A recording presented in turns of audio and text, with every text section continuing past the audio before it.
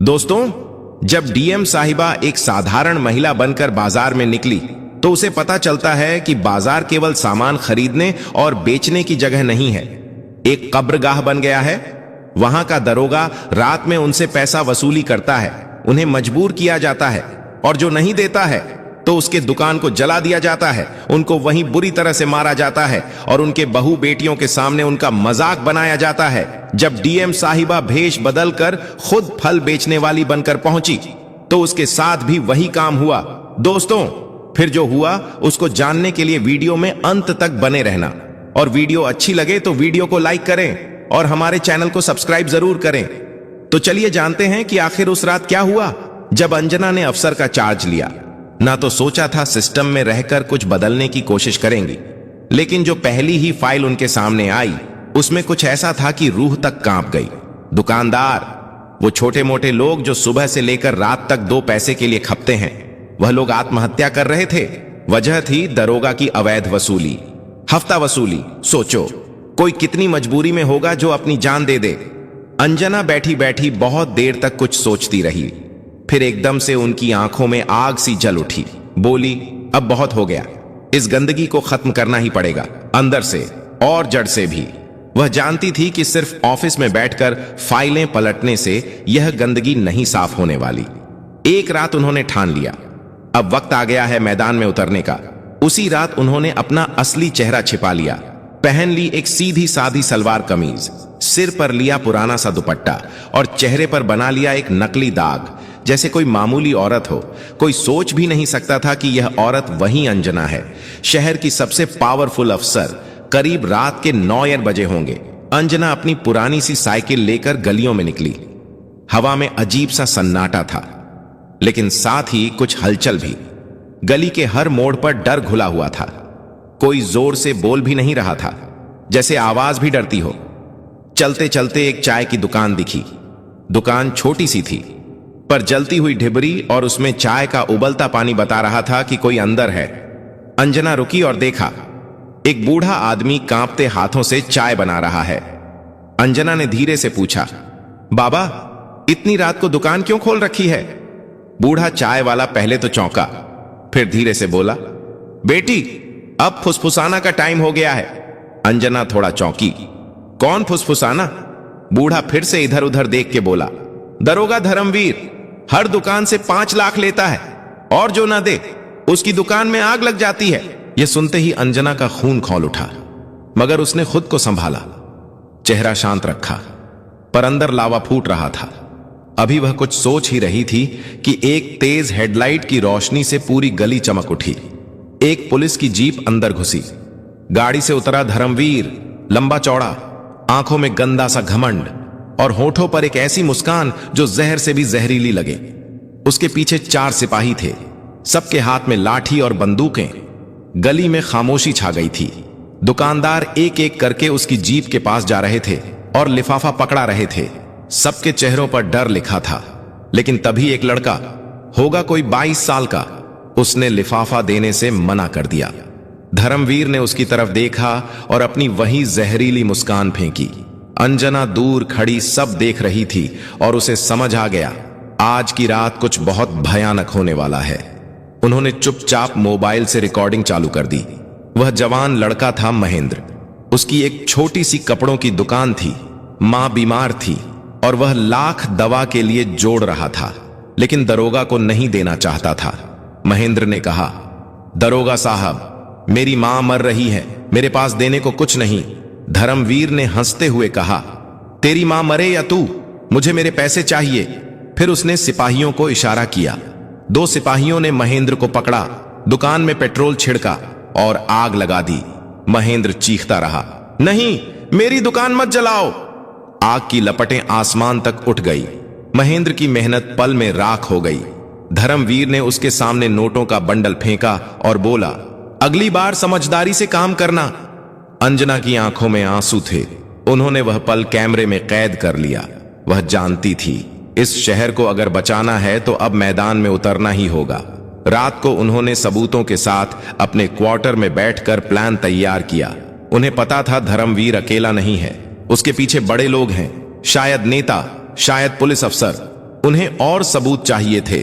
उन्होंने अपने भरोसेमंद असिस्टेंट विवान को बुलाया, तेज तर्रार, बहादुर और अंजना के लिए जान देने को तैयार। अंजना ने कहा, विवान, मुझे धर्मवीर की हर हरकत पर नजर चाहिए। विवान बोला, मैडम, यह खतरनाक है, अगर उसे भनक लग गई तो मेरी लाश भी नहीं मिलेगी। अंजना ने उसका कंधा थपथपाया, मुझे तुम पर भरोसा है। विवान ने मिशन शुरू किया। उधर अंजना ने फिर भेष बदला, इस बार फल बेचने वाली बनी। उन्होंने देखा धर्मवीर की जीप एक होटल के पीछे रुकी। एक आदमी काले कोट में आया, धर्मवीर को बैग थमाया। अंजना ने फोटो खींची। सस्पेंस गहराता जा रहा था। क्या यही मास्टरमाइंड था? इसी बीच विवान को पता चला कि धर्मवीर हर हफ्ते एक सुनसान गोदाम में जाता है। वो वहां गया और छिप कर देखा, नोटों के ढेर, हथियार, हिसाब किताब करने वाले लोग। उसने वीडियो रिकॉर्ड किया, लेकिन तभी एक सिपाही ने उसे देख लिया। विवान भागा, पुलिस सिपाही उसका पीछा करने लगे। तभी वह एक गली में फंस गया और फिर सिपाही पकड़कर उसे मारने लगे। लहूलुहान हालत में उसने अंजना को आखिरी कॉल किया, मैडम, गोदाम, सबूत है, माफ करना। फोन कट गया। अंजना का दिल कांप गया। वह डर गई, लेकिन रुकी नहीं। उन्होंने कसम खाई, विवान की कुर्बानी बेकार नहीं जाएगी। सारे सबूत इकट्ठा कर उन्होंने एक योजना बनाई। उन्होंने शहर के सभी दुकानदारों को गुप्त रूप से एक मंदिर में बुलाया। अंजना ने भेष उतारा और बोली, मैं आपकी डीएम हूं, अब अत्याचार के खिलाफ जंग शुरू होगी। दुकानदारों की आंखों में उम्मीद जागी। उन्होंने कहा, हम आपके साथ हैं। योजना बनी, धर्मवीर को रंगे हाथों पकड़ना है। रात गहरी होती जा रही थी और शहर की सड़कों पर डर और साजिशें साथ साथ चल रही थीं। डीएम अंजना अब सिर्फ अफसर नहीं, बल्कि एक योद्धा बन चुकी थी। विवान की लहूलुहान कॉल के बाद उन्होंने चैन की नींद लेना छोड़ दिया था। सुबह की पहली किरण के साथ अंजना एएसपी ऑफिस पहुंची। वह जानती थी कि अब अगला कदम सोच समझकर उठाना होगा, क्योंकि दुश्मन अब छिपा नहीं था, बल्कि ताकतवर था। उन्होंने एएसपी को जानकारी दी, बिना अपने कुछ भरोसेमंद पुलिस अफसरों को बुलाया, जिन पर उन्हें पूरा विश्वास था। उन्होंने कहा, अब वक्त है सच को उजागर करने का, लेकिन हर कदम सावधानी से। उधर शहर में खबर फैल गई थी कि डीएम ने दरोगा पर शिकंजा कसना शुरू कर दिया है। दुकानदारों में हलचल थी, डर के साथ साथ उम्मीद भी जाग रही थी। धर्मवीर बेचैन हो उठा। उसका नेटवर्क हिला था, लेकिन उसे यकीन था कि उसके पीछे जो लोग हैं, राजनीति से लेकर पुलिस तक, वह उसे बचा लेंगे।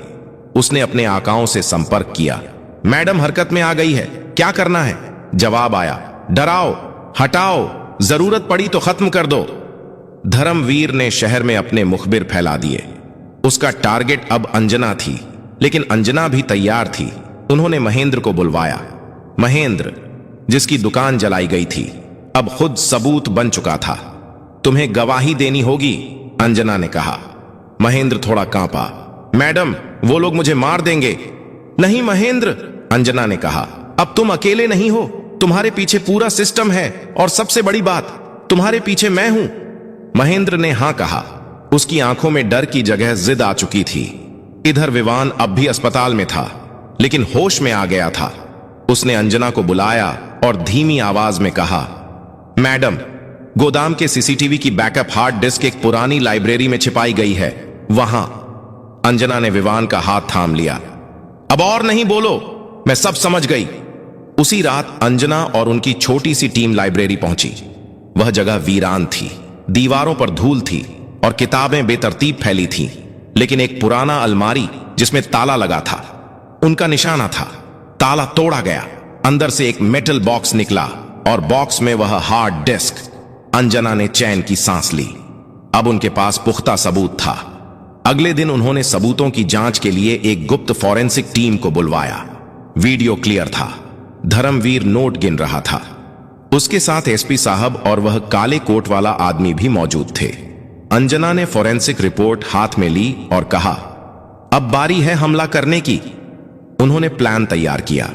शहर के सबसे बड़े होटल में अगले दिन रात को एक बैठक होने वाली थी, जहां पूरे नेटवर्क के लोग इकट्ठा होने वाले थे। अंजना ने फैसला किया कि वह खुद वहां जाएंगी। एक बार फिर भेष बदलकर इस बार वह वेटर के रूप में वहां पहुंची। उनके पास एक छोटा कैमरा था जो उनके कॉलर में छिपा था। होटल के प्राइवेट हॉल में एक टेबल पर धर्मवीर, एसपी और काले कोट वाला आदमी बैठे थे। बातें हो रही थीं, भविष्य की योजनाएं, नए ठिकाने और सबसे अहम बात, अंजना को खत्म करने का प्लान। धर्मवीर बोला, वो औरत ज्यादा चालाक है, उसे अगर अब नहीं रोका तो हम सब गए। काले कोट वाला आदमी, जो बाद में एक मंत्री निकला, हंसा और बोला, तो खत्म कर दो उसे। अंजना की मुट्ठी बंध गई, लेकिन उसने खुद को काबू में रखा। वह सब रिकॉर्ड कर रही थी। वह हॉल से निकली और सीधे अपने ऑफिस पहुंची। उस रात उन्होंने पूरे ऑपरेशन की रूपरेखा बनाई। नाम था ऑपरेशन सफाया। अगली सुबह शहर में हलचल थी, लेकिन अंजना शांत थी। उन्होंने हर जगह अपनी टीम को तैनात किया। वह जानती थी अब सब कुछ दांव पर है। शाम होते ही ऑपरेशन शुरू हुआ। गोदाम, होटल और एसपी ऑफिस, तीनों जगह एक साथ छापे मारे गए। पूरे शहर में सायरन गूंजे। धर्मवीर को गोदाम से पकड़ा गया, एसपी साहब को उनके ऑफिस से और मंत्री को होटल से, जहां वह एक और मीटिंग कर रहा था। टीवी चैनलों पर हेडलाइन चली, भेष बदलकर डीएम ने गिराया भ्रष्टाचार का सिंडिकेट। शहर में लोग सड़कों पर उतर आए, तालियों की गूंज थी। लेकिन अंजना जानती थी कहानी अभी खत्म नहीं हुई है। उन्होंने अपनी डायरी में लिखा, जिन्होंने लूटा वह पकड़े गए, पर जो चुप रहे वह भी गुनहगार हैं। अगला कदम उन पर होगा। और यहीं से शुरू होती है। धर्मवीर, एसपी और मंत्री सलाखों के पीछे थे, लेकिन अंजना जानती थी कि यह केवल परत का ऊपरी हिस्सा है। असली ताकत तो वह लोग थे जो पर्दे के पीछे बैठकर यह सब चला रहे थे। अब बारी थी उन चेहरों को बेनकाब करने की, जो अब तक अपनी चुप्पी और पावर की आड़ में बचे हुए थे। सुबह की मीटिंग में अंजना ने अपनी टीम से पूछा, हमने उन्हें पकड़ा जो वसूली कर रहे थे, लेकिन वह कौन है जो इस सिस्टम को चलाने दे रहे थे? वह अफसर, वह राजनेता, वह व्यापारी जो सालों से खामोश थे। क्यों? तभी महेंद्र ने कहा, मैडम, कुछ लोग अब भी हर हफ्ते पैसा देने आ रहे हैं। डर अभी भी जिंदा है। अंजना चुप हो गई, फिर बोली, अब हमें उन लोगों को सामने लाना है जो खुद को निष्पाप समझते हैं। चुप्पी भी एक अपराध है। उन्होंने नया अभियान शुरू किया, ऑपरेशन चुप्पी तोड़ो। इसके तहत उन्होंने एक हेल्पलाइन नंबर जारी किया, जिससे लोग गुप्त रूप से अपनी बात कह सकते थे। पहले दिन 3 कॉल आए, दूसरे दिन 17, तीसरे दिन 50। एक कॉल ने अंजना को झकझोर दिया। फोन पर एक महिला थी जिसकी आवाज कांप रही थी। मैडम, मेरे पति की मिठाई की दुकान थी। उन्होंने 3 महीने पहले वसूली से तंग आकर जहर खा लिया था। मैंने एफआईआर कराई थी, लेकिन पुलिस ने कहा सबूत नहीं है। उसी दिन से मैं चुप थी। अंजना ने उसका पता लिया और उसी शाम उसकी दुकान पर पहुंची। महिला ने अपने पति की डायरी दिखाई। हर तारीख, हर भुगतान का हिसाब लिखा था। अंजना को लगा जैसे किसी ने उसके सीने पर पत्थर रख दिया हो। आपके पति की मौत बेकार नहीं जाएगी, अंजना ने कहा। अब उन्होंने तय किया कि चुप्पी से पर्दा उठेगा। अगले हफ्ते एक जनसभा रखी गई। शहर के सारे दुकानदार बुलाए गए। स्टेज पर सिर्फ एक कुर्सी थी, जिस पर बैठी थी डीएम अंजना।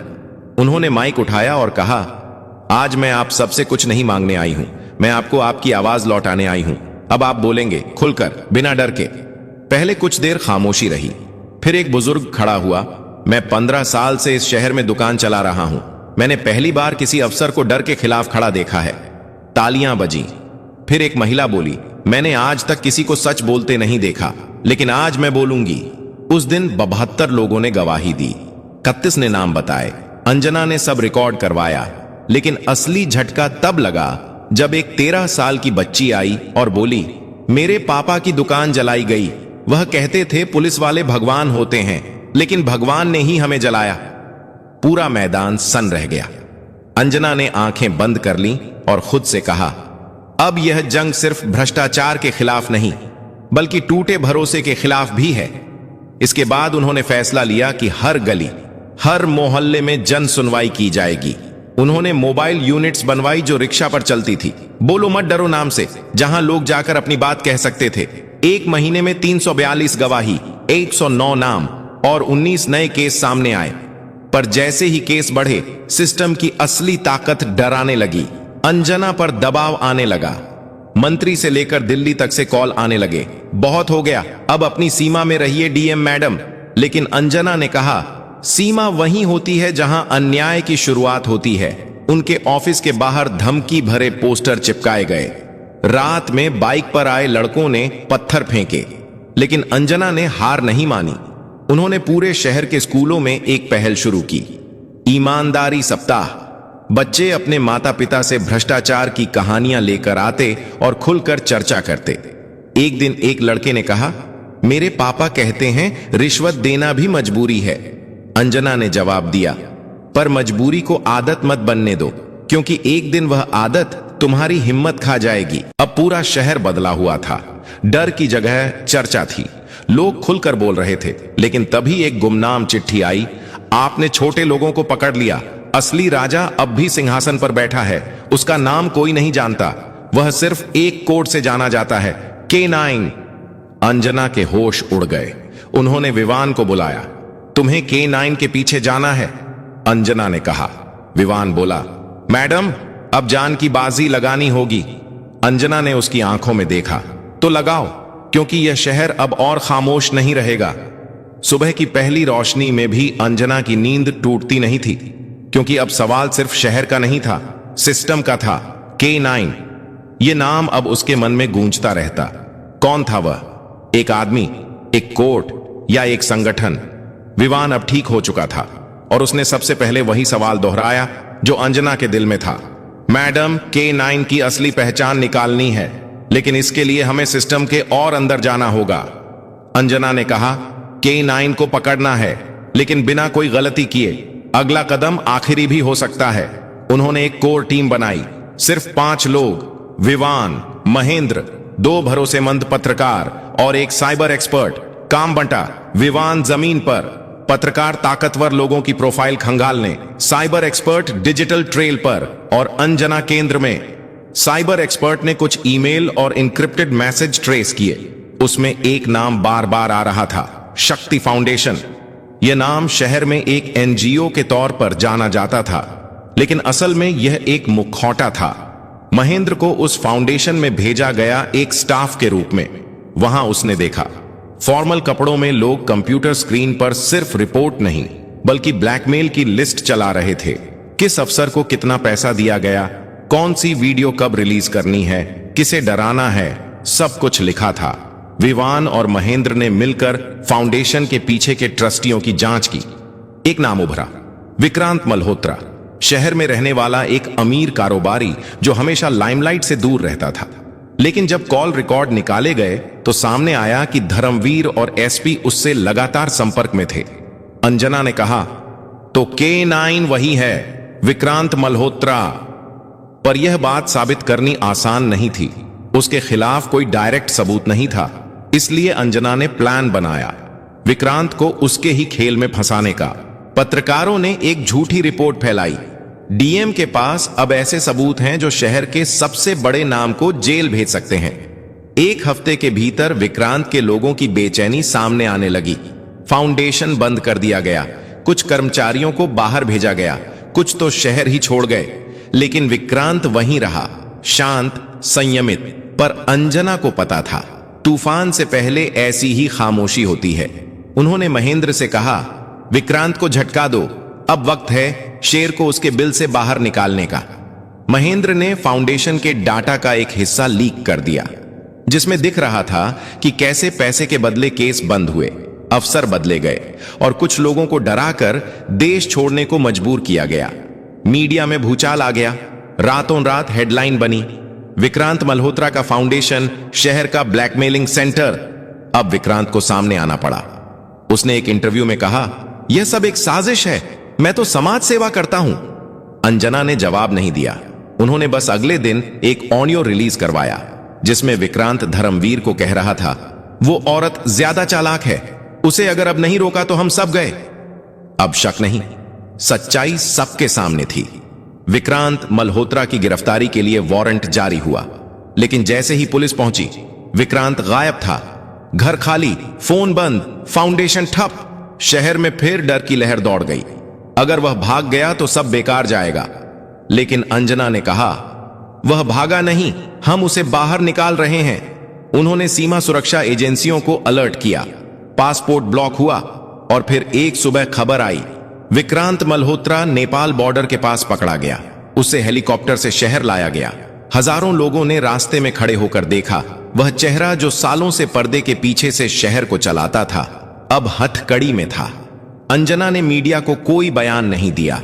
उन्होंने बस एक वाक्य कहा, अब शहर की असली आजादी शुरू होती है। विक्रांत मल्होत्रा की गिरफ्तारी के बाद शहर में एक उत्सव सा माहौल था। पहली बार लोगों को लगा कि सिस्टम उनके साथ खड़ा है, न कि उनके खिलाफ। डीएम अंजना ने अगले दिन एक खुला सम्मेलन रखा, जहां हर उस इंसान को बुलाया गया जिसने आवाज उठाई थी। महेंद्र, विवान, चाय वाले बाबा, उस 13 साल की बच्ची की मां, सब मौजूद थे। अंजना ने माइक उठाया और कहा, आप सबने जो किया वह सिर्फ गवाही नहीं थी, वह इस शहर की आत्मा को वापस लाने की लड़ाई थी। यह जीत मेरी नहीं, हम सबकी है। तालियों की गूंज से पूरा मैदान भर गया, लेकिन अंजना जानती थी अभी काम बाकी था। उन्होंने अगले 6 महीने में दुकानदारों के लिए एक नया सुरक्षा प्रकोष्ठ बनाया, अवैध वसूली की मॉनिटरिंग के लिए स्वतंत्र कमेटी गठित की, पुलिस विभाग में 23 अधिकारियों का ट्रांसफर किया, भ्रष्ट अफसरों पर केस दर्ज करवाया। महेंद्र को नगर निगम में रोजगार मिला और उसकी मां के इलाज के लिए सरकार ने विशेष फंड पास किया। विवान को गैलेंट्री अवार्ड मिला और वह अब डीएम ऑफिस का चीफ इंटेलिजेंस ऑफिसर बन चुका था। अंजना ने शहर के हर स्कूल में एक कार्यक्रम शुरू किया, सत्य की कहानी, जहां बच्चे अपने आसपास की सच्चाई को समझे और बदलाव का हिस्सा बने। पर एक शाम अंजना अपनी डायरी लिख रही थी जब उनका फोन बजा। कॉल इंटरनल इंटेलिजेंस ब्यूरो से थी। आवाज आई, मैडम, विक्रांत ने एक नाम लिया है, एक शख्स जो देश के 4 शहरों में ऐसे ही नेटवर्क चला रहा है, और वह शख्स अभी भी आजाद है। अंजना ने डायरी बंद की। नाम कोड नेम U42। अंजना ने लंबी सांस ली और बोली, तो यह लड़ाई अब 4 शहरों की होगी। उन्होंने खिड़की से बाहर झांका। शहर सो रहा था, लेकिन वह जानती थी यह नींद स्थायी नहीं है। जब तक सिस्टम में जहर है, तब तक नींद मुनासिब नहीं। अंजना ने अपनी टीम को बुलाया। एक नया नक्शा टेबल पर फैला। 4 शहरों को लाल घेरे में चिन्हित किया गया। विवान बोला, क्या फिर से भेज बदलेंगे मैडम? अंजना मुस्कुराई, इस बार नहीं, अब हम चेहरों के साथ लड़ेंगे, बिना छिपे, क्योंकि अब हमें सिर्फ सड़कों से नहीं, सोच से लड़ना है। कहानी खत्म नहीं हुई, यह तो बस पहला अध्याय था। सिस्टम को झटका मिला है, लेकिन जड़ें अब भी हैं। अंजना तैयार है, विवान तैयार है, और शायद अगली बार आप भी हो, क्योंकि बदलाव वहीं से शुरू होता है जहां डर खत्म होता है। तो दोस्तों, इस वीडियो में बस इतना ही। अगर आपको यह वीडियो पसंद आया हो तो इसे लाइक करना बिल्कुल ना भूलें। आपका एक लाइक हमें और बेहतरीन कंटेंट बनाने की प्रेरणा देता है। इस वीडियो को अपने दोस्तों और परिवार के साथ शेयर करें। हो सकता है यह वीडियो किसी की मदद कर सके। अगर आप हमारे चैनल पर नए हैं तो जल्दी से सब्सक्राइब कर लें, क्योंकि हम आपके लिए ऐसी ही जबरदस्त जानकारी लाते रहते हैं। सब्सक्राइब करने के बाद बेल आइकन जरूर दबाएं, ताकि आपको हमारी हर नई वीडियो की नोटिफिकेशन मिले। हम पूरी कोशिश करते हैं कि आपको बेहतरीन कंटेंट दें। आपके सुझाव हमारे लिए बेहद खास हैं। कमेंट में हमें जरूर बताएं कि आपको यह वीडियो कैसा लगा। अगर कोई सवाल या सुझाव हो तो कमेंट में जरूर लिखें। आपकी राय हमारे लिए बहुत मायने रखती है। हमारे चैनल को आगे बढ़ाने में आपका समर्थन बहुत जरूरी है, इसलिए जुड़े रहें और सीखते रहें। इस वीडियो को देखने के लिए आपका दिल से धन्यवाद। आप हमारे लिए सिर्फ दर्शक नहीं, परिवार हैं। हमारा मकसद सिर्फ जानकारी देना नहीं, बल्कि आपके जीवन में सकारात्मक बदलाव लाना है। इसलिए वीडियो को पूरा देखें और सीखें। कुछ नया करने का जज्बा हमेशा बनाए रखें। कभी हार मत मानिए, क्योंकि हार के बाद ही जीत होती है। मेहनत करते रहिए और खुद पर भरोसा रखिए। हर दिन कुछ नया सीखिए और दूसरों को भी सिखाइए। इसी सोच के साथ हम आपसे विदा लेते हैं। अगली वीडियो में फिर मिलेंगे, नई जानकारी और नए जोश के साथ।